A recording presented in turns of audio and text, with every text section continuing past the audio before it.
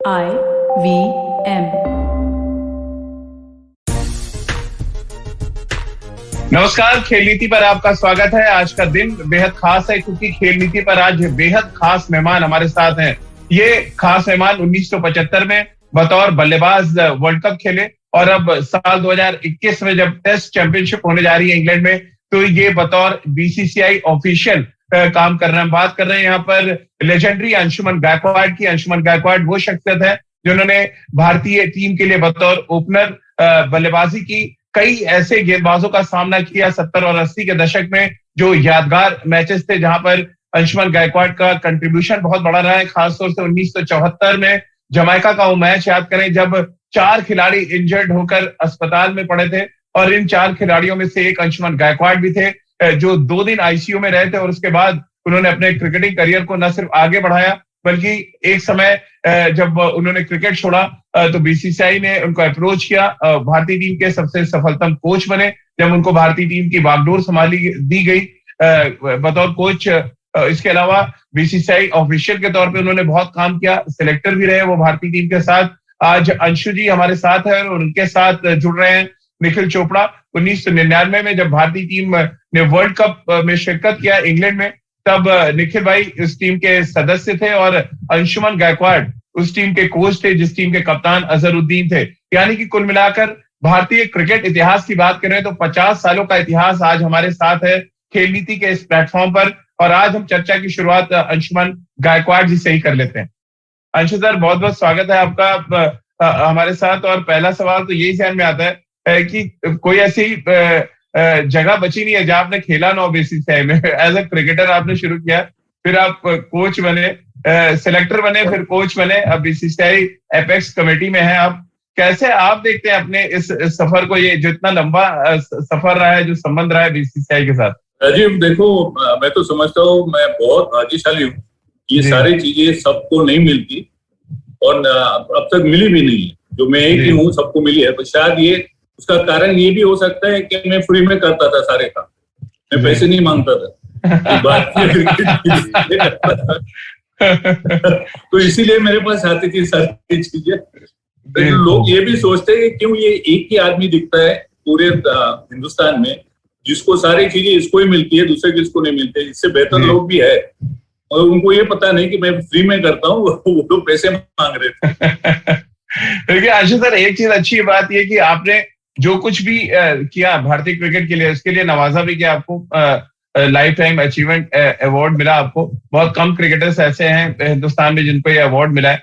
कैसे आप देखते हैं इस अवार्ड को? आप इस सफर के दौरान एक पड़ाव की तरह देखते हैं? आप कैसे देखते हैं? नहीं, बहुत बड़ी चीज है राजीव। एक खुद के लिए एज अ प्लेयर आप समझो या तो एज ए एडमिनिस्ट्रेटर समझो, या तो आपका जो कंट्रीब्यूशन है क्रिकेट के लिए in general, not in particular but in general, आप कितने साल से क्रिकेट के साथ जुड़े हुए हो कि आप ऐसा तो नहीं है कि आपने 2 साल कर दिया फिर 6 साल आराम किया फिर वापस आप क्रिकेट में जुड़े हो। मेरा करीबन 50 साल हो गए क्रिकेट के साथ और ऐसा नहीं कि एक दिन मेरे को 1 साल मैंने ब्रेक लिया है इसमें से।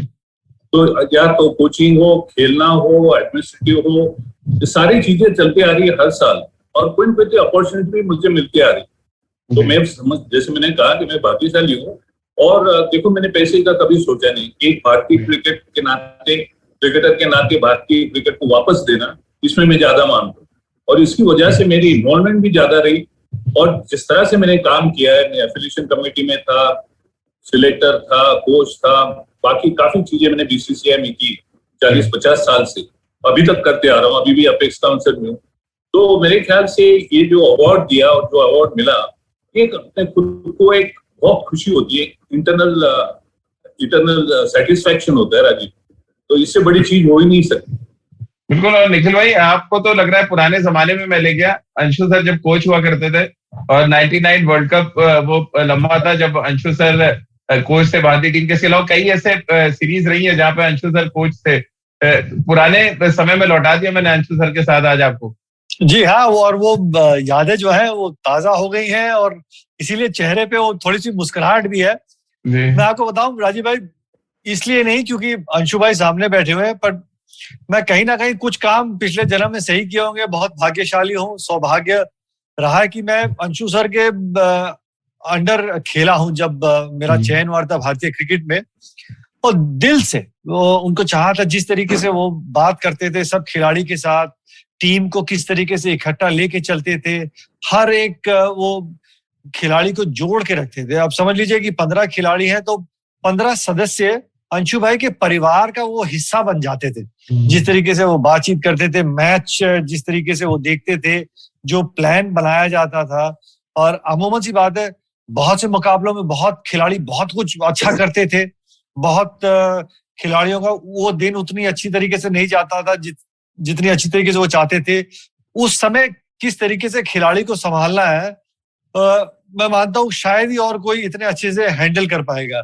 इसलिए मैं तो खैर आज से नहीं, उस दिन से अंशु भाई की इतनी इज्जत करता हूँ कि मैं बहुत खुशकिस्मत हूँ और भाग्यशाली हूँ कि मैं अंशु सर के साथ खेलने का मौका मिला, उनके अंडर उनसे बहुत कुछ सीखने को भी मिला।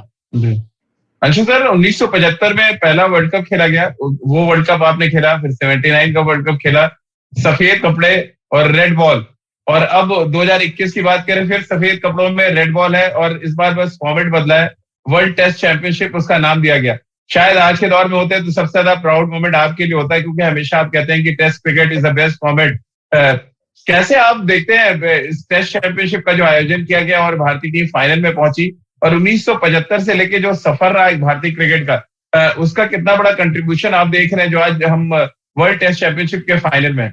देखो राजीव, ये तो चीज नहीं भूलनी चाहिए कि एक वर्ल्ड टेस्ट चैंपियनशिप फाइनल में पहुंचना एक बड़ी बात, और भारतीय टीम जिस तरह से क्रिकेट खेल रही है the recent past, if you see, बहुत अच्छी क्रिकेट खेल रही है। इंजुरीज कितनी हुई, आप ऑस्ट्रेलिया का दौरा लो तो वहां पे कितनी सारी इंजुरीज है, मेन प्लेयर आपके बाहर चले गए, बल्लेबाज थे, गेंदबाज थे, फिर भी जो आपका बेंच स्ट्रेंथ था, जो भारतीय टीम का बेंच स्ट्रेंथ है, उन्हें करके दिखाया, वो भी ऑस्ट्रेलिया में, और वो जहां पहले कभी नहीं हुआ था वो करके दिखाया। तो मेरे ख्याल से देखो, भारतीय टीम अब जो क्रिकेट खेल रही है, और हम जो 75 की बात करें वर्ल्ड कप, तो वो क्रिकेट अलग थी।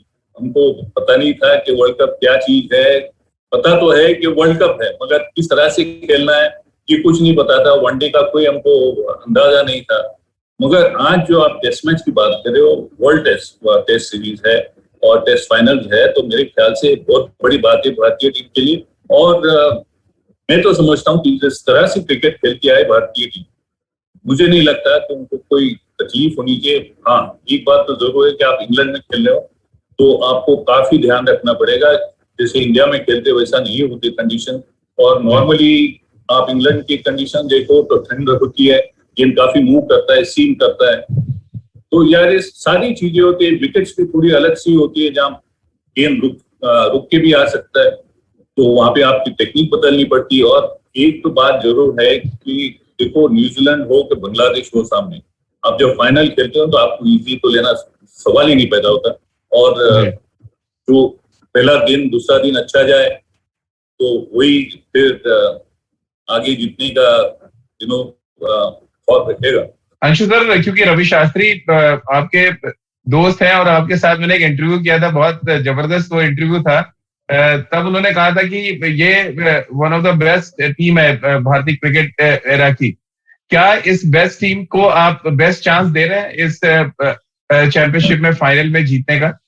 बिल्कुल बिल्कुल, क्योंकि देखो भारतीय वहां पे जो है बल्लेबाजी करना मुश्किल हो जाता है जी, तो वो एक मुश्किल चीज है। मगर गेंदबाजी आप देखो तो वहां कंडीशन ऐसे है कि जो गेंदबाजी को हेल्प करते, विकेट भी हेल्प करते, एटमॉस्फेयर भी हेल्प करता है, शायद बारिश भी होती है तो वो भी हेल्प करती है।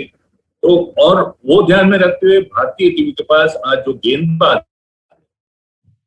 वो काफी एक्सपीरियंस है, और जो उन्हें करके दिखाया अंतरराष्ट्रीय क्रिकेट में, तो वो तो हम भूल नहीं सकते। तो मेरे ख्याल से भारतीय टीम को बहुत अच्छा चांस है। एक ही चीज मैं ध्यान में रखना चाहूंगा कि देखो, न्यूजीलैंड टीम वहां पे पहुंच गई है और वो 2 टेस्ट खेल लेंगे भारतीय टीम के पहले, और भारतीय टीम लंदन जाएगी तो इंग्लैंड जाएगी, बाद में उनको वापस क्वारंटाइन पीरियड है, बाद में उनको प्रैक्टिस करना जो कुछ उनको टाइम मिलेगा वो थोड़ा मेरे को लगता है कम लगेगा इंग्लिश कंडीशंस ध्यान में रखते हुए।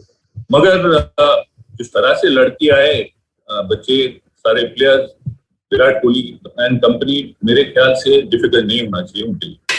लेकिन भाई कैसे आप देख रहे हैं, आपके कोच ने तो एकदम प्रेडिक्शन कर दिया कि भारतीय टीम चैंपियन बनने जा रही है इस बार, पहला जो इनॉग्रल टेस्ट चैंपियनशिप हो रहा है। देखिए, इतने सालों के बाद मैं कह सकता हूँ राजीव भाई, अगर आप पूरी भारतीय टीम को देखें और जिस तरीके से ऑस्ट्रेलिया में जो अंशु भाई ने हल्की सी बात छेड़ी कि इंजरीज के बाद हमने कितना अच्छा प्रदर्शन किया, तो आपको पता चलता है कि आपकी बेंच स्ट्रेंथ कितनी तगड़ी है। बल्लेबाजी करना चाहे थोड़ा सा दिक्कत पैदा हो, अगर भारतीय टीम 250 रन बोर्ड पर दर्ज करती है, तो हमारे पास अब वो असला है, वो गेंदबाजी है कि हम 250 रन या उससे कम में विपक्षी टीम न्यूजीलैंड को आउट कर सकते हैं। जिस तरीके से गेंदबाजी चल रही है, अनुभव की कोई कमी नहीं है। पहले होता था मिश्रण की एक अनुभवी गेंदबाज, उसके साथ युवा गेंदबाज। अब आपके पास जो पूरा असला है वो लगभग पूरा अनुभव से भरा हुआ है। सभी गेंदबाज वहां इंग्लैंड में जाके गेंदबाजी कर चुके हैं। जो बदलाव रहता है जब आप भारत में खेल रहे हैं या ऑस्ट्रेलिया में खेल रहे हैं, दक्षिण अफ्रीका में खेल रहे हैं, इंग्लैंड में खेल रहे हैं, तो वो टप्पा बदल जाता है और वो अनुभव के साथ आता है बतौर गेंदबाज कि हल्के सा अगर बादल छाते हैं, गेंद हवा में लहराने लग जाती है, तो आपने किस टप्पे पे डालना है, क्या बैट्समैन की ताकत है, आपका गेम प्लान क्या है, जो योजना बनाई है उसको अमल करने के लिए वो गुड लेंथ एरिया आपने हिट करना होता है। सीम कर रहा है तो आपको कहाँ गेंद डालनी है, किस तरीके से फील्ड की सजावट है, तो ये अनुभव से आता है। और सही बात है, सीधी बात है कि भारतीय कप्तान भी यही कहते आए हैं और गेंदबाज अब वो चीज समझने लग गए हैं अनुभव के साथ भी, कि अगर एक समय में, एक स्पेल में आपको अगर विकेट नहीं मिल रही तो फिर हमने रन भी नहीं देने। उससे क्या होता है, दबाव बना रहता है। जैसे ही आपको 2 विकेट मिलती है, आप दोबारा गेम में आ जाते हैं। लेकिन आप अगर रन देते चले जाएंगे तो फिर वापसी करना मुश्किल हो जाता है। तो अब ये जो भारतीय टीम जो योजना बना रही है, जो खिलाड़ी सब तय हो गए, अब ये शातिर खिलाड़ी हो गए क्योंकि अनुभव का पूरी तरीके से इस्तेमाल कर रहे हैं। जी अंशु सर, क्योंकि आप ओपनिंग बैट्समैन रहे हैं और इंग्लैंड में हमेशा कहते हैं ओपनिंग बैट्समैन का रोल बड़ा इंपॉर्टेंट होता है। रोहित शर्मा ने जिस तरह से टेस्ट करियर में आगाज किया एज ओपनर, 2019 टेस्ट चैंपियनशिप ही थी, 1000 रन वो बना चुके हैं इस टेस्ट चैंपियनशिप में। कैसे आप देख रहे हैं उनके रोल को, और being a opener, being a coach, क्या कुछ सजेस्ट आप करेंगे रोहित शर्मा और शुभमन गिल को? हाँ देखो, इंग्लिश कंडीशंस आप ध्यान में रखो तो 2-3 दिन खास ध्यान में रखनी चाहिए, और ध्यान में रखनी चाहिए कि देखो वो कंडीशन में आपको एक तो आपका जो फुटवर्क है वो अच्छा होना चाहिए, आपको पाँव हिलाने चाहिए, पूरा क्रीज का इस्तेमाल करना चाहिए, फ्रंट फुट हो या बैक फुट हो। दूसरी बात है, जितना लेट खेल सको और जितना बॉडी के पास में खेल सको उतना अच्छा है, ताकि आपको स्विंग या सीम तकलीफ नहीं करे। और तीसरी बात बहुत इंपॉर्टेंट है कि रुक के खेलना है वहां पे। जैसे आपको बल्लेबाजी, फटकेबाजी, चौके छक्के मारने मिलेंगे, वो शायद वहां नहीं मिलेगी और इतना इजी नहीं होगा, तो आपको रुकना पड़ेगा और रुक के रन बनाने पड़ेंगे। और निखिल ने जैसा बिल्कुल सही कहा कि आप पहला दिन और पहले इनिंग, पहले 2 दिन टेस्ट मैच के इतने इंपॉर्टेंट होते हैं कि जहां पे आपकी अच्छी शुरुआत मिली आपको, तो हम कहते हैं कि अच्छी पार्टनरशिप हो गई ओपनिंग बल्लेबाजों की, सलामी बल्लेबाजों की, तो मेरे ख्याल से वो एक बहुत बड़ा एडवांटेज रहता है टीम को मैच जीतने के लिए। तो ये उनको ध्यान में रखना बहुत बहुत जरूरी है। जो रोहित शर्मा हो या तो कोई जो ओपन करेंगे या तो मिडिल ऑर्डर में, मेरे ख्याल से जहां पे हवा में भी गेंद मूव होती है, स्विंग होती है और गिर के सीम भी होती है, तो और स्विंग होती है और गिर के सीम अंदर आती है, तो ये बड़ा डिसेप्टिव होता है इंग्लैंड के पिचेस पे। तो वहां पे रुक के खेलना, बॉडी के पास में खेलना, लेट खेलना और अपना ऑफ स्टंप कहाँ है, ये ध्यान में रखने की बहुत जरूरी है। और ये करेंगे तो मेरे ख्याल से प्रॉब्लम नहीं आनी। अच्छा सर, विराट कोहली के लिए बड़ा चैलेंज रहा है हमेशा से इंग्लैंड में रन बनाना। 2014 में तो उनके जहन में आ गया था कि वो क्रिकेट को ही छोड़ दे। एक और बड़ा चैलेंज, और क्योंकि विराट कोई ट्रॉफी जीते नहीं है, एज अ कैप्टन कितना बड़ा चैलेंज आप देख रहे हैं विराट कोहली के सामने? चैलेंज कैप्टन के नाते आप तो फाइनल खेल रहे हो, टेस्ट चैंपियनशिप की फाइनल एक छोटी बात नहीं है, तो वो प्रेशर तो रहेगा कि जीतना है। मगर जिस तरह का विराट का अप्रोच रहा है राजीव, मेरे ख्याल से बहुत पॉजिटिव है और ज्यादा प्रेशर में खुद को लाते नहीं, प्रेशर निकाल देते। और जो हम कहते हैं ना कि फील्ड पे हमको एरोगेंसी दिखती है, तो बॉडी लैंग्वेज अलग सी होती है, वो विराट की है। तो मेरे ख्याल से इतना प्रॉब्लम नहीं होगा विराट को जैसे हम सोच रहे। मगर देखो ये सारी चीज कप्तानी की बात करो, कप्तान की बात करो, कोच की बात करो, तो ये सारी चीजें इस पे डिपेंड करती है आपकी टीम कैसे करती है, आपके प्लेयर्स कैसे परफॉर्म करते हैं, गेंदबाज हो बल्लेबाज। तो मेरे ख्याल से ये देखना है कि टीम के नाते कैसा परफॉर्मेंस होता है। ये इंडिविजुअल प्लेयर वहां पे इंग्लैंड में परफॉर्म करके नहीं चलेंगे, ये टीम एफर्ट होना चाहिए वहां। बिल्कुल निखिल भाई, बड़ी अच्छी बात अंशु सर ने कही कि ये टीम एफर्ट होना चाहिए। इंडिविजुअल खिलाड़ी पर अगर हम जाएंगे तो हम फंसेंगे। कैसे आप देख रहे हैं, अगर आपसे पूछा जाए कि 11 जो उतारने वाले उसमें अगर आपको 3 बैट्समैन चुनना हो जो बड़े इंपॉर्टेंट रोल अदा करेंगे, कौन से वो 3 बैट्समैन हो सकते हैं? देखिए, शुरुआत में मैं मानता हूं आपके जो की प्लेयर है ना, जब आप एक टीम की बनावट भी देखते हैं तो आप देखते हैं कि आपकी टीम में अनुभव के हिसाब से आपके एक्स फैक्टर वाले खिलाड़ी कौन है। सलामी बल्लेबाज के तौर पे हमारे को सब पता है कि रोहित शर्मा नया बॉल खेलेंगे, वो खड़े हो जाते हैं, 20, 25, 30 रन बना लेते हैं। तो हमें पता है उनका स्टार्ट मिलने के बाद राजीव भाई फिर एक बड़ा शतक ही नजर आता है जी। उसके बाद बढ़िया अंदाज से गेम को बीच में चलाने के लिए विराट कोहली, और फिर मैं मानता हूं कि अगर अजिंक्य रहाणे खेलते हैं या उनके साथ चेतेश्वर पुजारा या मध्य क्रम में कोई और, जो हमारे बल्लेबाजी का जो क्रम का जो डिपार्टमेंट है उसमें अगर इंडिविजुअल कप्तानी या जिम्मेदारी वाले बल्लेबाज हैं तो शुरुआत में नया बॉल आपके रोहित करेंगे और विराट कोहली करेंगे, और फिर नीचे आके मध्य क्रम बाकी कड़ियां हैं जो आपको आके वो बढ़िया अंदाज से गेम को चला सकते हैं। और फिर सेकंड न्यू बॉल तक भारतीय टीम जिस तरीके से बल्लेबाजी हो रही है अगर हैंडल करते हैं तो मैं मानता हूं जो गेम चेंजिंग मोमेंट रहेगा वो रहेगा किस तरीके से ऋषभ पंत रन बनाते हैं। क्योंकि हम सब समझते हैं कि जितनी देर वो क्रीज पे खड़े रहते हैं, बने रहते हैं, तो रन आते रहते हैं। अगर टेस्ट मैचेस में आपके बल्ले से रन निकल रहे हैं, साझेदारी अच्छी हो रही है, तो विपक्षी टीम जो है वो हमेशा वो दबाव महसूस करेगी। आपने स्कोर बोर्ड पे एक अच्छा स्कोर जो है वो दर्ज कर दिया तो गेंदबाजी का डिपार्टमेंट के ऊपर दबाव कम रहता है जी। लेकिन आपके सवाल का जवाब आंसर करने के लिए मैं मानता हूं कि रोहित, विराट कोहली आपके वो गोंद होंगे जो पूरी की पूरी बैटिंग ऑर्डर को जोड़ के रखेगी। वो गोंद खराब नहीं होना चाहिए। जी अंशु सर, क्योंकि पेस बॉलर्स पे आपसे बढ़िया कोई बता नहीं सकता। 70s में फास्ट बॉलर्स को आपने खेला, उनके खिलाफ जो बल्लेबाजी आपने की उस पर आगे तो बातचीत करेंगे, लेकिन आज के दौर के जो भारतीय तेज गेंदबाज हैं, क्या आपको इस बात की याद दिलाते हैं कि 70s में कुछ इसी तरह की गेंदबाजी खेली है भारतीय टीम ने जो आज टिट फॉर टैट कर रहे हैं, यानी कि हमारे तेज गेंदबाज अब दूसरी टीमों के हेलमेट पे बॉल मार रहे हैं? बिल्कुल बिल्कुल, ये से तो पहले थे ही नहीं। पहले हेलमेट में मारने वाले गेंदबाज हमारे पास थे ही नहीं। हमारे पास एकनाथ फुलकर थे, सुनील गावस्कर थे, अजीत वाडेकर थे, ये गेंदबाजी करते थे नए गेंद से। मगर ऐसे गेंदबाज नहीं। मगर आज तो है, पहले तो हमको नीचे देखना पड़ता था कि जाने दो नहीं तो और भी पड़ेगी हमको। आज अलग ही है, भारतीय टीम का सोचो, गेंदबाज का सोचो।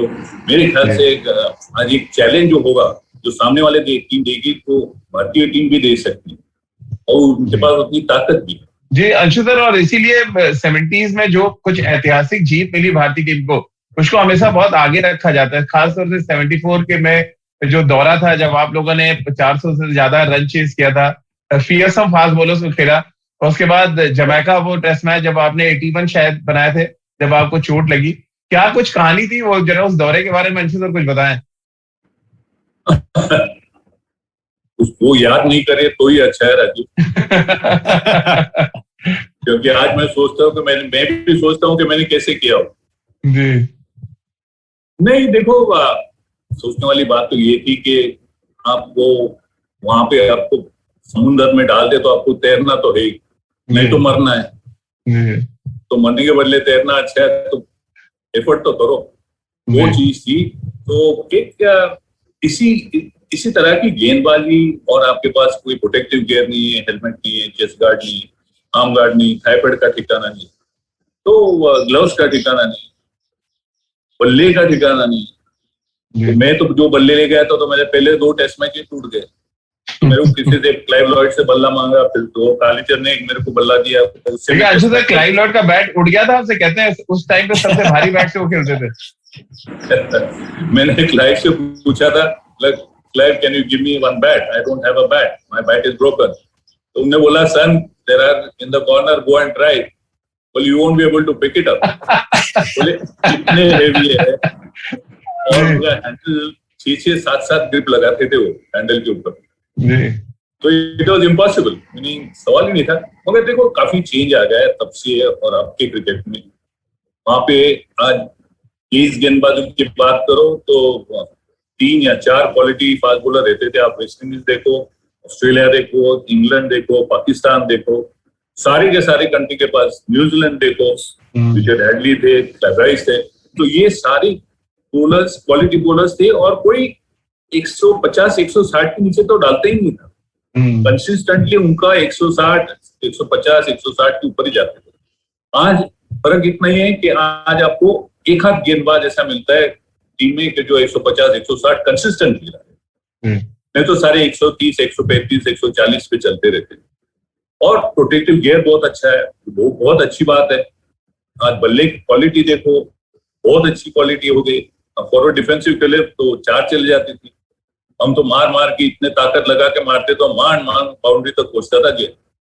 तो ये सारी चीजें बदल गई है, क्रिकेट थोड़ा बदल गया है और अप्रोच बदल गया है। तो मेरे ख्याल से जो हो रहा है वो अच्छे के लिए हो रहा है। अंशु सर, वो बताया ना कि जब आप लोगों ने रन चेस कर दिया था उसके बाद ये, क्योंकि तब कितनी भी बाउंसर आप मार दें वो रूल नहीं था कि आपको ओवर में 2 ही बाउंसर डालने हैं। कितनी बाउंसरें आप लोगों को खेलनी पड़ी थी और एक्चुअली हुआ क्या था उसमें? कितने लोग हॉस्पिटल गए, क्या कुछ था? वो पूरी कहानी थी क्या जो बड़ी फेमस हुई है? आज भी जो यंगस्टर उनको बताइए तो रोंगटे खड़े हो जाते हैं।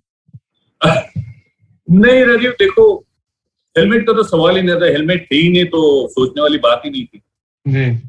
और बाकी जैसे मैंने आपको बताया थाईपैड, चेस्ट गार्ड, आर्म गार्ड कुछ नहीं था जी। तो खेलना तो है। अब दूसरी टेस्ट मैच चेस करके, तीसरी टेस्ट मैच चेस करके हम जीत गए थे पोर्ट ऑफ स्पेन में। बाद में गए हम लोग जमैका। अब क्लाइव लॉयड की कप्तानी की बात चल रही थी कि उनको कप्तान बनाए, निकाल दे, क्योंकि डिक्लेयर करने के बाद वो हार गए थे, हमने चेस कर लिए थे। तो हमको पता था कि जमैका में क्या आने वाला है, क्या एक्सपेक्ट करना है। और वहां पे हमने विकेट देखी तो मैं और सुनील हम जब बात कर रहे थे, विकेट इतनी हार्ड थी कि आप स्पाइक पहन के चलो तो ऐसा आवाज आता था जैसे आप सीमेंट विकेट पे चलो। तो इतनी हार्ड विकेट, मैं बोला ये तो ये वाला बात यही है कि आगे कोई गेंद करने वाला नहीं है, सब शॉट ही डालेंगे आपको। और लाइव ने टॉस जीत के हमको बल्लेबाजी दी तो मैं और सुनील की पार्टनरशिप हो गई बड़ी, तो उसमें भी तकलीफ हो गई। तो पहले दिन तो चलते रहा, बाउंसर डाले, बीमर डाले, सब कुछ ट्राई किया हमने। मुझे भी काफी बॉल लगे थे, हाथ पे, पांव पे, चेस्ट में, रिब्स क्रैक थे, मेरे हाथ के उंगलियां सारी सूज गई थी, क्रैक भी हो गई थी।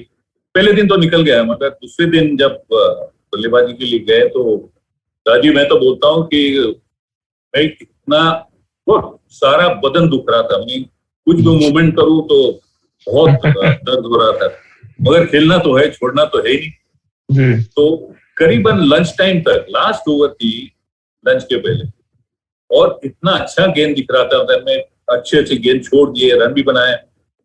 और वो लास्ट ओवर में मुझे उंगली पे एक गेंद लग गई। तो मैंने बोला ठीक है, ऐसे काफी लग गई है तो ये और एक, और मैंने जब भी स्टांस लिया, मैं खड़ा हुआ बल्लेबाजी के लिए, तो पूरा ब्लड निकल के ग्लव्स में से मेरे पैड पे आ गया। तो तभी फिर मैं हट गया और जाके मैं बोला अभी देखना पड़ेगा, ये थोड़ा सीरियस मामला है।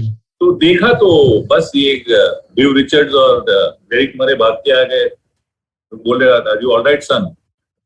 मैं बोला गेट लॉस्ट, मैं बोला आना है भी नहीं मेरे पास नहीं, मैं बोला इससे बुरा कुछ नहीं हो सकता है।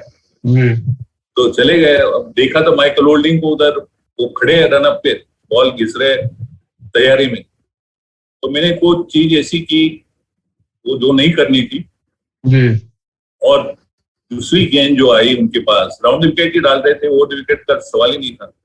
और दूसरी गेंद आई, वो राजी मेरे को दिखी नहीं, और सीधे आके मेरे लेफ्ट कान पे लग गई, चश्मा उठ के निकल गया, और सर ऐसा घूमने लगा जैसे कुछ भरा हुआ है, पंखा भरा है घर में, सर में इतने जोर से सर घूम रहा था। मैं बैठ गया नीचे, और क्लाइव आके मेरे को धक्का मार दिया और सुला दिया। पर मेरे को एक याद था कि मेरी कॉन्ट्रैक्टर को ऐसा हुआ था और वो अनकॉन्शियस हो गए। ऐसी गेंद लगी थी उनको। तो मेरे दिमाग में एक ही चीज थी कि भाई आंख बंद नहीं करनी है, अनकॉन्शियस नहीं होना है। तो मैं आंखें खुले रख के जितना हो सके उतना, मगर दर्द काफी हो रहा था, काफी दर्द हो रहा था। तो आ गए कृष्णमूर्ति और एक नाथ सोलकर आ गए मेरे को ले जाने के लिए। मैं बोला देखो मेरे को उठाना नहीं, मेरे को चलने दो, मेरे को खाली सपोर्ट देना, मैं चलते जाऊं। और गया, मैं चलते अंदर गया। मगर जब मैं लेटा ड्रेसिंग रूम में तो भी ब्लीडिंग बहुत हो रहा था मेरे पूरे शर्ट पे, पैड पे, सारा। और डॉक्टर नहीं राजीव। और लंच टाइम पे वेस्ट इंडीज में आप देखो, लंच टाइम तक तो सारे डॉक्टर, वेस्ट इंडियन डॉक्टर तो झूमते होते, क्योंकि उधर तो सुबह से लंच तक तो राउंड टाइम हो जाता है उनका। 15-20 मिनट के बाद आए और फिर एक विश्वनाथ के फ्रेंड थे जो यूएस से आए थे डॉक्टर, और वो भी आ गए, उनको भी बुलाया था। तो हमने देखा तो ये दोनों झगड़ने लग गए। जो इंडियन डॉक्टर थे वो बोले कि नहीं बाबा, ब्लीडिंग अंदर से हो रहा है, बाहर से नहीं। बाहर से मेरा कान आपका फट गया था यहाँ से। और ये वेस्ट इंडीज वाला डॉक्टर बोलता है नहीं बाहर से ही है, अंदर से नहीं है bleeding, you will be all right. तो पॉली उम्ब्रेगर थे जो हरी कॉन्ट्रैक्ट के बाद वो टूर पे थे, उनको लगा था, उन्होंने देखा था सब। तो पॉली उम्ब्रेगर ने फिर डिसीजन लिया कि नहीं बल्लेबाजी नहीं करना है, आप अस्पताल ले जाओ। अब जब मेरे को उठा नहीं गए तो मैं उठ ही नहीं पाया, मेरे को पता ही नहीं था कि क्या हो रहा है। तो फिर उठा के ले गए और फिर वो एक लंबी कहानी है राजीव। कितने लोगों को चोट लगी थी अंशु सर? हाँ, कितने लोगों को चोट लगी थी इस मैच में? पहले विशी को लगा, उंगली टूट गई थी। उंगली में नहीं, कैसे ये जो पोर्शन है ना, ये बीच में टूट के ऐसा हो गया था, ऐसा निकला है टूट के बीच में जी। फिर मुझे लग गई, फिर ब्रिजेश को लग गई, तो 3 जन हम इंजर्ड थे जी। मगर उनके पास चारा भी नहीं था, उनको पता था कि। और फिर माइकल मेरे खास आज की तारीख में मेरे बहुत अच्छे दोस्त बन गए। हम आज की तारीख में बहुत अच्छे दोस्त भी है। लंदन जाता हूँ तो मिलते रहते, हम डिनर में जाते हर दफा।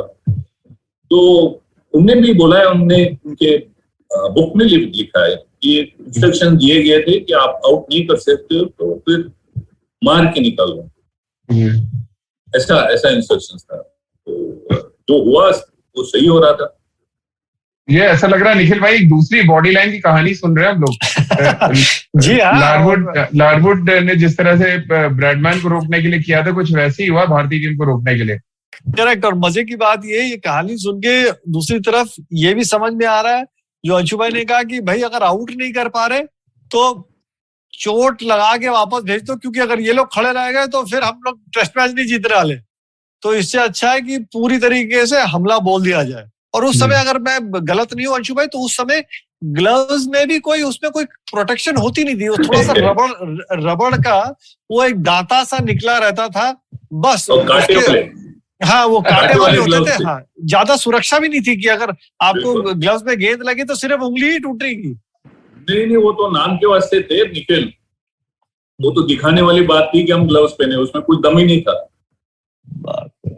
इम्पैक्ट तो डायरेक्ट उंगली पे ही आता था सीधा।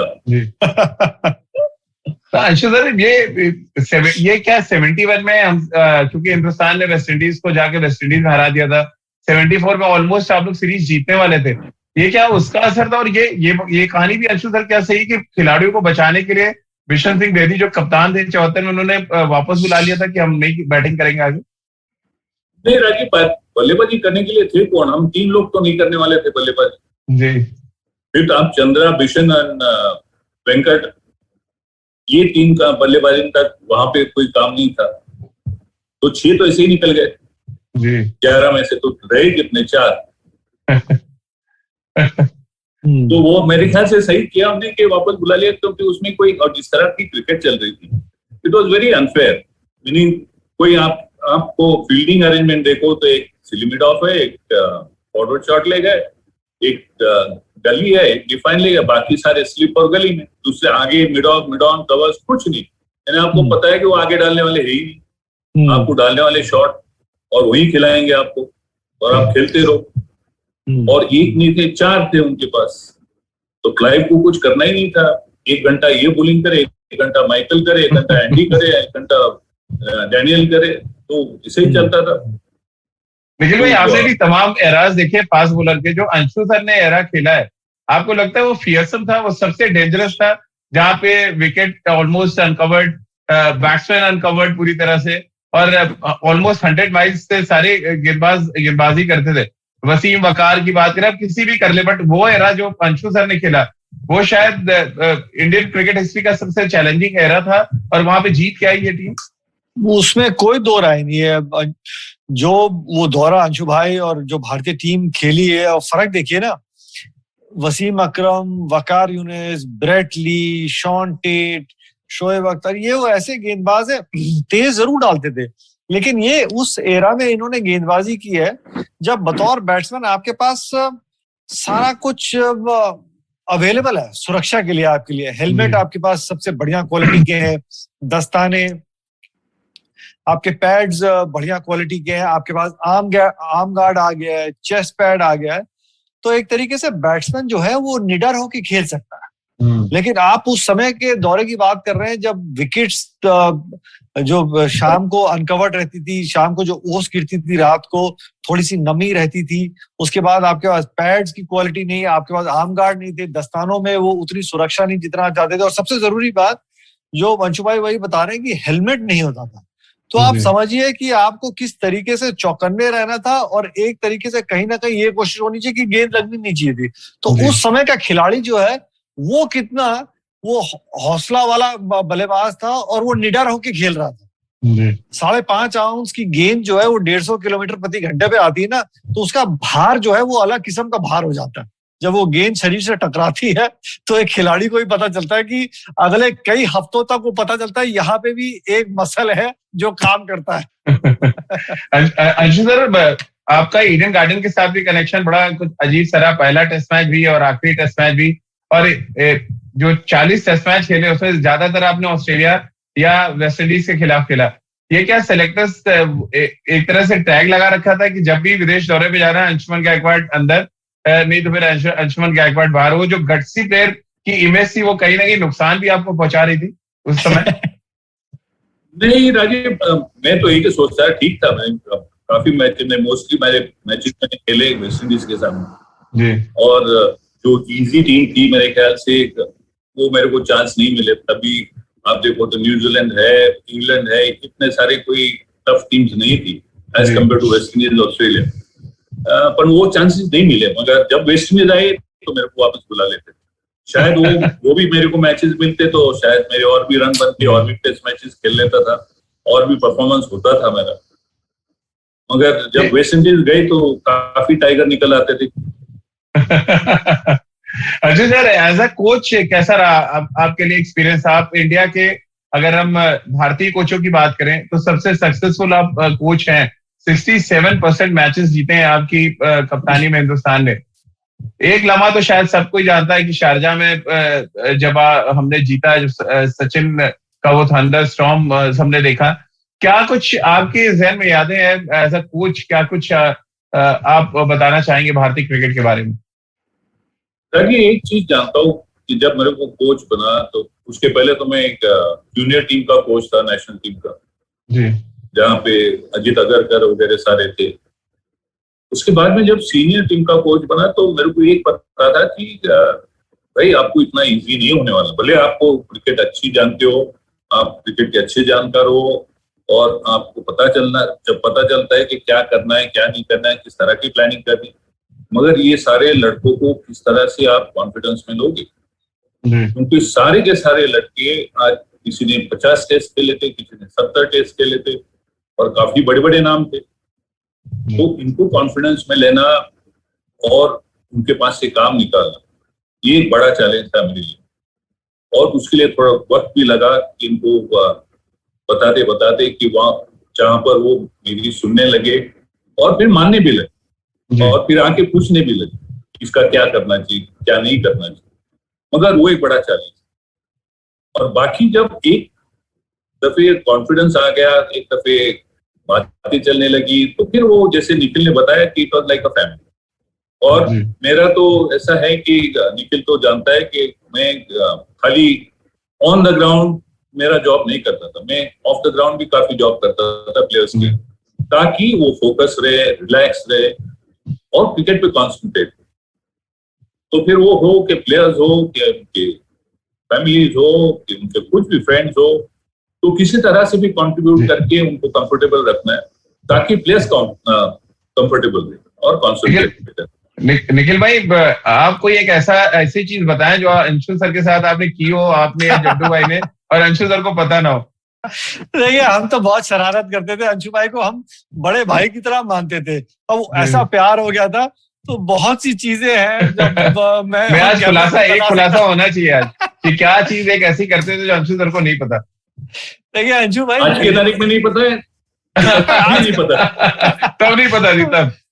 तब तो अंशु भाई को फिर हम ही लोगों ने बता दिया। अंशु भाई ना एक पर्टिकुलर ब्रांड सिगरेट का पीते थे, तो इनका डब्बा ड्रेसिंग रूम में होता था। अब ड्रेसिंग रूम से अब वहां तो कर पी नहीं सकते, अब क्योंकि एक तो मैदान है, तो होटल वापस ले जाने के लिए अंशु भाई कहे, अरे यार मैं इतनी तो नहीं पी रहा, मेरी कम कैसे हो रही है डब्बे में से। नहीं, मैं तो आते पूरे दिन में अभी पूरा पैकेट 20 सिगरेट थोड़ी पीऊंगा, मैं मर जाऊंगा।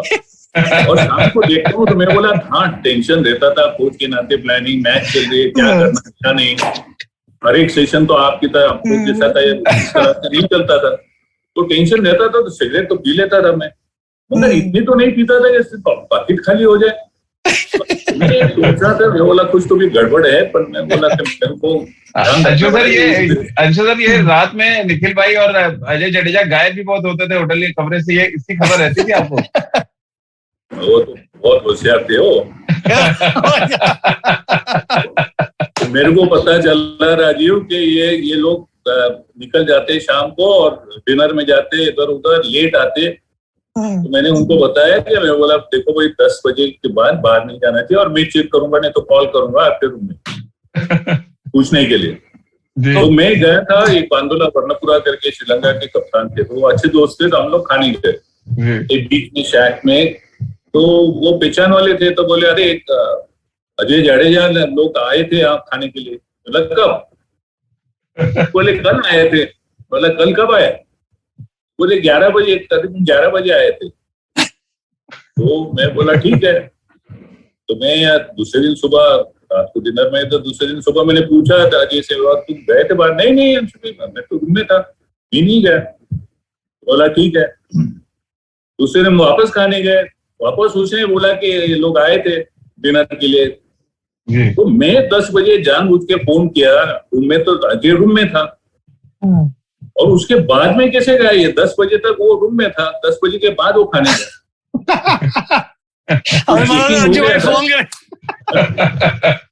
अंशु सर, क्योंकि वैसे तो बहुत सी बातें आपसे करने के लिए, बट एक इंसिडेंट है जिसमें करना चाहूंगा। जब अनिल कुंबले ने 10 विकेट लिए और पहली बार एज अ कोच आप मैदान के अंदर भागे थे, वो अपने आप में बड़ा हिस्टोरिकल मोमेंट है। शायद निखिल भाई आपने भी देखा होगा, जब कोटला के मैदान पर 10 के 200 विकेट पाकिस्तान के अगेंस्ट लिए अनिल कुंबले ने, तो क्या था अंशु सर, ये ऐसा रिएक्शन तो आपको कभी नहीं देखा था हमने। वो तो सचिन ने भी इतने रन बनाए, आप जब कोच थे, और भी कई बड़ी जीत हासिल की, बट ये जो एक्सप्रेशन था अंशुमन गायकवाड़ का, बिल्कुल एक तरह से कहा जाए नया था सबके लिए। तो माफी चाहता हूँ, मेरे को पता नहीं मैं कैसे बाहर निकला। भागना नहीं चाहिए था मेरे को, मगर मैं इतना इन्वॉल्व था और कुछ प्लानिंग किया था राजीव। मैंने अनिल से भी बात की थी, मैंने अजहर से भी बात की थी कि किस तरह से गेंदबाजी करनी है, कितनी गेंद करनी है, कहाँ से गेंद करनी, कौन से एंड से गेंद करनी है, तो काफी चीजें हमने की थी। तो और वो सब जैसे जैसे होते गया ना, तो वो चलते गया, तो मेरा भी इन्वॉल्वमेंट बढ़ गया उसमें कि नहीं, मैंने जो कहा, हमने जो डिस्कस किया वो हो रहा है और सक्सेसफुल हो, हम जीत रहे मैच। बाद में उसके 10 विकेट तो आए, मगर मैच जीतने वाली बात तो बड़ी थी। और आज की तारीख में मुझे तो नहीं पता था, मगर अनिल ने अभी मैं जो बुक लिख रहा हूँ उसने कोई चीजें बताई कि 10 विकेट निकाले, तभी मैंने उसको क्या कहा था और उसने क्या किया और उसके 10 विकेट हो गए। तो ये सारी चीजें इतनी नॉर्मल होने के बाद राजीव ध्यान में नहीं आया कि मैच तो जीते बराबर है, मगर इसके 10 विकेट भी हो गए। तो दोनों चीजें इकट्ठी हो गई और मैं भाग निकला। मैं अंदर गया तभी मेरे को पता चला कि मैं कहाँ हूँ, इधर क्यों आया हूँ। अब आ गए तो सारे ने घेर लिया था, तो फिर निकलना और अकेले वापस भागते आना, मैं बोला फिर तो पकड़ा जाऊंगा मैं। तो मैं साथ में आया, रुक गया वहां पे और प्लेस के साथ ही वापस आया। अरे आप सबको बता दें कि अंशु सर जो किताब लिख रहे हैं उसमें थोड़ा बहुत कंट्रीब्यूशन हम सबका है, खासतौर से क्योंकि 10 साल से लगभग मैं अंशु सर के साथ काम कर रहा हूँ।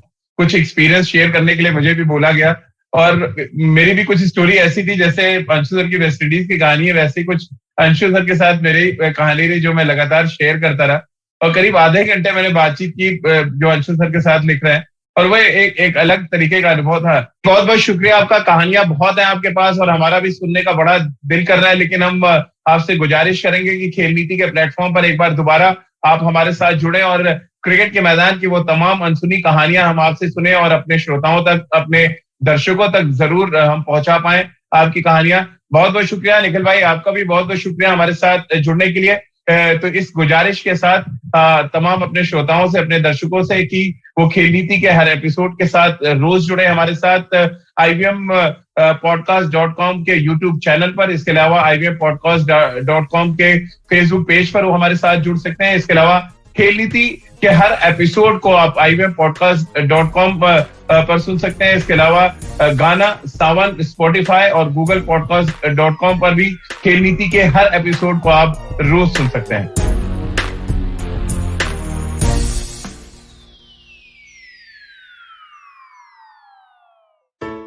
I hope you enjoyed that show. If you aren't following us on social media, please do. We're IVM Podcasts on Twitter, Facebook, and Instagram.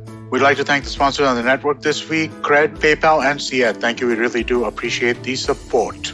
So this week on Cyrus Says was great. We had Meghna joining us on Cock and Bull, Tanveer Taj and Priyanka Jena talking about pets. Huma Qureshi talks about her new television show and her life in Bollywood. And to celebrate 700 episodes on Cyrus Says, we had a number of his previous producers come on board and reminisce. Tune into This Round Is On Me, where Gauri Devidayal was joined by Samir Sheth and Yash Panage. These are the guys who started Bombay Canteen, O Pedro, and a number of other restaurants. Really great conversation they had with Gauri. On The Habit Coach, Ashton Doctor tells us about nourishing creativity and the importance of losing and some micro habits to counter overthinking.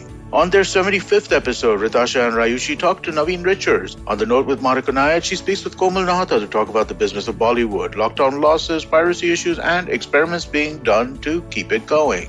On Advertising is Dead, Varun is joined by Guru Bhatt, VP of Customer Success Platform for PayPal India, to talk about how the digital money landscape and the fintech ecosystem has fundamentally altered the world.